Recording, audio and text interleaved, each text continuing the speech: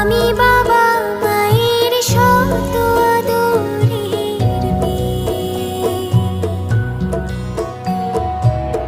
আমি বড় হই সকলের ভালোবাসা নিয়ে, আমার দু চোখে অনেক স্বপ্ন থাকে, আমি পড়ালেখা শিখতে চাই। আমি বাবা মায়ের শত আদরের মেয়ে।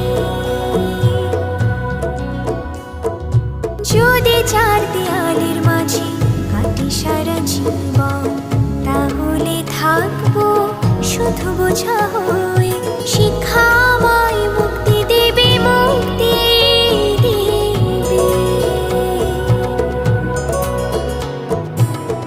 আমি তো কালকে খুশি আর আশা, আমারও তো সাধ আছে, আছে অভিলাষা।